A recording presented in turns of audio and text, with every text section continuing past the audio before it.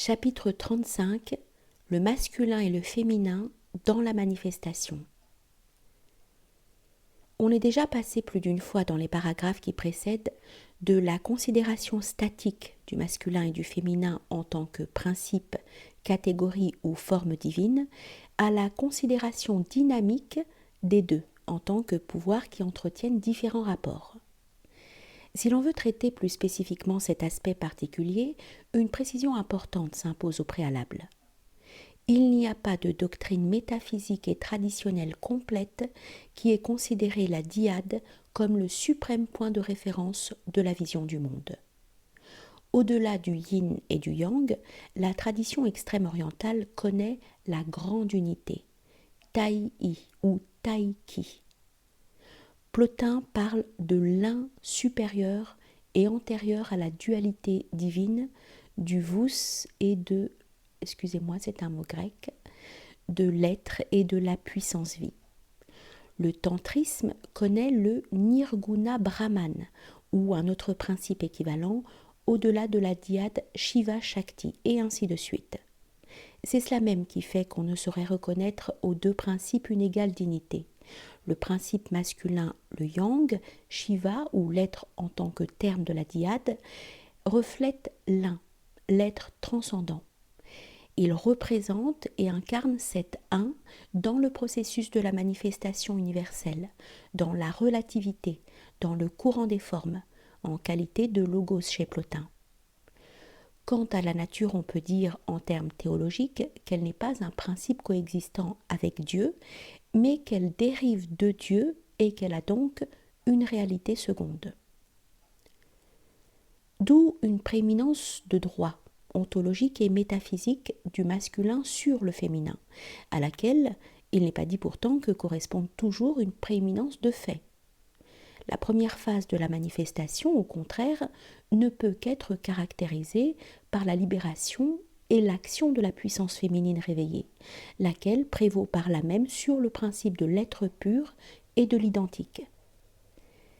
Cette prédominance se maintiendra dans toute la phase que nous pouvons appeler descendante ou d'émanation, dont nous avons parlé en traitant des deux voies, celle de la main droite et celle de la main gauche. Cette phase se développe jusqu'à une limite marquée par un équilibre des deux principes, immédiatement suivi d'un tournant, d'une crise ou une rupture. La puissance, la Shakti, peut se libérer ou se disperser dans l'illimité, ou bien peut être progressivement reprise et dominée par le principe opposé dans des formes et situations où ce dernier prévaut de plus en plus, jusqu'à une possession complète et transparente du devenu, porté par le féminin dans le masculin, éveilleur de tout devenir, à une synthèse supérieure qui reproduit d'une certaine façon l'unité primordiale. Tel est le possible arc ascendant au-delà du point le plus bas du cycle, arc par lequel on s'oriente vers ce qu'on pourrait appeler, d'un terme chrétien, la consommation, qu'on peut mettre en relation avec la voie de la main gauche, et qui se tient sous le signe de Shiva au sens propre, c'est-à-dire en tant que dieu de la transcendance. Tandis que la première phase se tient sous le signe de la Shakti, mais aussi des divinités de la création et de la préservation, Brahma et Vishnu. Il est important de souligner que ces différentes phases doivent être conçues non sous la forme d'une succession temporelle, mais comme une multiplicité de situations possibles, avec plusieurs types de rapports entre le masculin et le féminin, entre forme et matière, entre ciel et terre, entre yang et yin, selon une prédominance tantôt du premier, tantôt du second principe. Ce sont des situations qu'on retrouve partout, dans le cosmos et les périodes cosmiques, dans l'histoire et les époques de l'histoire, dans la structure et l'esprit des cultes, des civilisations et des sociétés, pour ces dernières sous la forme de l'opposition entre civilisation du père et civilisation de la mère, entre culture androcratique et culture gynécocratique, entre des institutions fondées sur le pur droit paternel et des cultures matriarcales. Des situations enfin qu'on retrouve chez les individus, car c'est la prédominance de l'un ou l'autre principe qui donne lieu à la sexualisation, comme sexe du corps aussi bien que de l'âme, aux hommes et aux femmes. Aussi bien les conceptions exposées ici, qui peuvent sembler abstraites, fournissent-elles en réalité des fils conducteurs fondamentaux pour s'orienter dans l'étude de toutes les dimensions de la réalité. On peut remarquer que derrière plusieurs versions du mythe de la chute se cache souvent l'idée d'une identification et d'une perdition du principe masculin dans le principe féminin ou cosmique, au point que le premier finit par assumer le mode d'être du second. Cela se produit nécessairement durant la première phase de la manifestation, qui, pour l'être pur, ne saurait avoir d'autre sens que celui d'un état d'oubli, d'obscurcissement, l'avidya hindoue dans le mythe platonicien, Poros, ivre et inconscient, qui s'unit à Peña, le nous qui, embrassant la physis, est dévoré par l'obscurité, la déliquescence de Narcisse, etc. Il est dit dans le Corpus Hermeticum, ouvrez les guillemets, bien que mâle femelle, donc l'androgyne, comme le père, comme l'un dont le mâle est le reflet, et supérieur au sommeil, il est dominé par le sommeil. Fermez les guillemets. Le réveil, le retour à soi en termes sotériologiques, la rédemption, la guérison, ne pourra advenir que dans les situations de la deuxième phase, la phase ascendante ou shivaïque. Mais cela présuppose le dépassement du point de rupture, la victoire sur la résistance opposée par la force féminine contraignante ou tendant à l'illimité. Cela réclame la rupture du niveau cosmique. Il serait fastidieux d'énumérer les mythes typiques qui ont exprimé cet ensemble d'idées. On a déjà fait allusion, par exemple, à la conception kabbalistique de l'exil de la Shekinah, symbole de l'état de rupture dans le règne des puissances divines. C'est la phase du déliement, de l'être pour soi, de la Shakti cosmogonique. Et aussi à la conception parallèle du Shabbat éternel, où tout sera reconduit à sa racine originelle. Il s'agit d'un état compris comme la réunion du béni avec sa Shekinah. Les noces du béni et de la Shekinah rétabliront l'unité du nom divin détruit avec la chute. C'est à cela, selon la tradition en question, que devrait viser tout précepte sacré, au point que la formule prononcée par les Hassidim, avant l'accomplissement de tout commandement, est « Leshem Jishud Kutria Berish ou Shekint » au nom de l'unité du Saint, qu'il soit béni avec sa Shekinah. Dans le gnosticisme chrétien, nous trouvons le thème des péripéties de la Sophia cosmique dans le monde inférieur, jusqu'à ce qu'elle soit épousée par le Christ, le Logos, celui qui reflète ou porte l'un, le Fils de l'être transcendant, et ramenée dans le monde de la lumière. Le contexte symbolique en fonction duquel Simon le gnostique voyait dans la femme qu'il avait choisie, Hélène, Sélénée, la lune, ancienne prostituée devenue son épouse, l'incarnation de Sophia, est vraiment transparent. Sur un plan plus général, de la gnose de Marcion, il nous reste cet important fragment. Ouvrez les guillemets. « Je suis le Fils du Père qui est au-delà de toute existence, alors que je suis dans l'existence. Je vins dans l'existence pour voir les choses miennes et non miennes. Ces choses doivent être rapportées respectivement au masculin et au féminin de la dyade primordiale. Et aussi non entièrement miennes, dans la phase d'émanation. Parce que je suis de Sophia, qui est le féminin, et elle les fit pour elle, mais j'attribue ma naissance à celui qui est au-delà de l'existence et je retourne au principe d'où je vins. » Fermez les guillemets.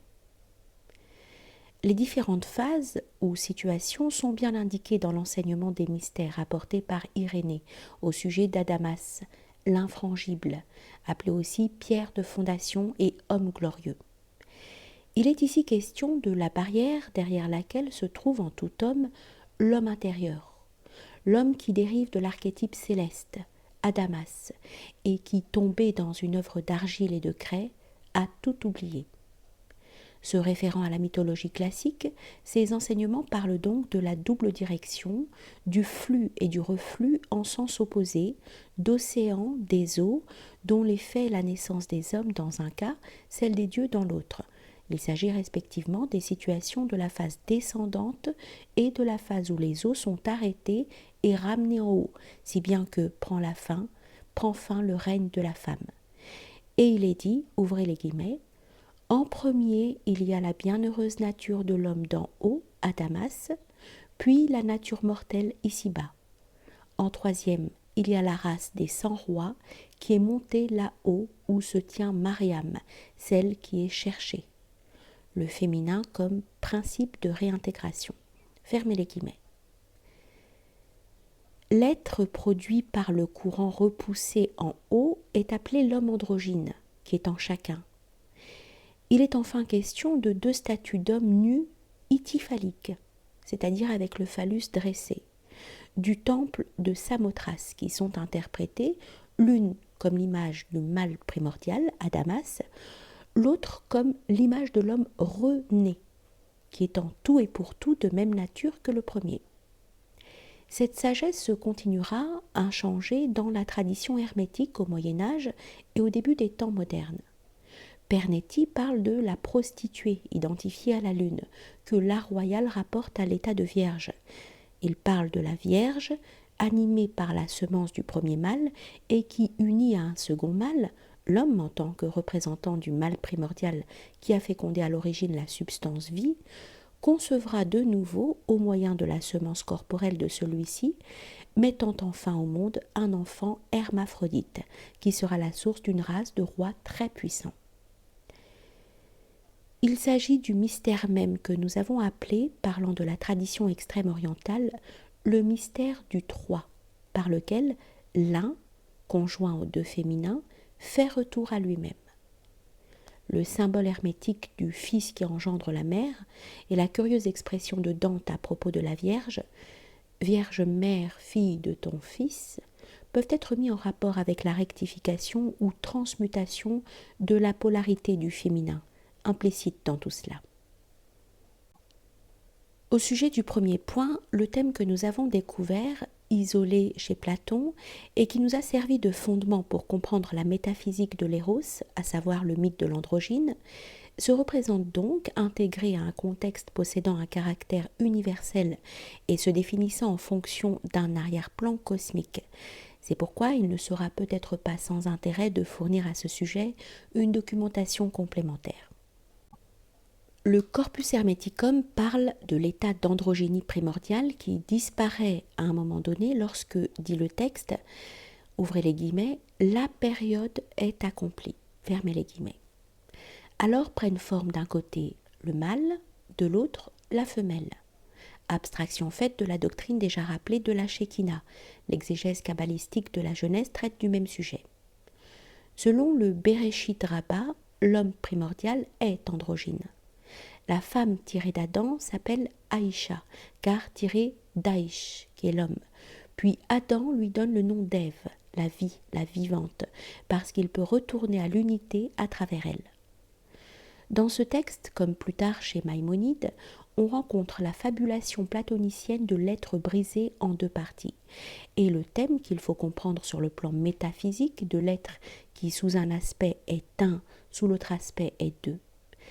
Léon Hébreu, Yehuda Bardanel, fera du reste explicitement référence à Platon, cherchant à ramener la doctrine de l'androgyne au mythe biblique de la chute de l'homme primordial, et conservant l'interprétation platonicienne du sens le plus profond de tout éros. Le fait que l'homme quitte père et mère pour s'unir à la femme, formant avec elle une seule chair, ainsi qu'il est dit dans la Bible, cela est expliqué par Léon Hébreu comme la tendance des deux parties auxquelles l'être des origines a donné naissance par dissociation, à recomposer l'unité originelle, puisque les deux ont été divisés à partir d'un même individu.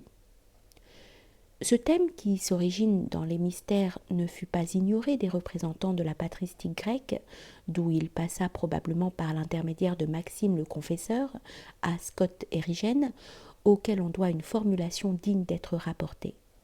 Scott enseigne que la division des substances commence en Dieu même et se définit à travers une descente progressive jusqu'à ce terme qui est la division entre hommes et femmes. C'est pourquoi la réunification des substances doit commencer dans l'homme et reparcourir les mêmes étapes jusqu'à Dieu en qui il n'y a aucune division, car en lui tout est un, niveau de l'un plotinien, de la grande unité extrême-orientale, etc. L'unification des créatures prend donc naissance dans l'homme. Fermez les guillemets. Comme chez Plotin, chez Scott, le thème métaphysique est présenté en des termes moraux. Il est rapporté à la chute. On a déjà vu à quoi correspond métaphysiquement parlant ce concept, à la situation ontologico-dynamique de la phase descendante ou d'émanation. Aussi bien Scott enseigne-t-il que si le premier homme n'avait pas péché, sa nature n'aurait pas subi la différenciation sexuelle, celle-ci n'étant apparue qu'après la chute.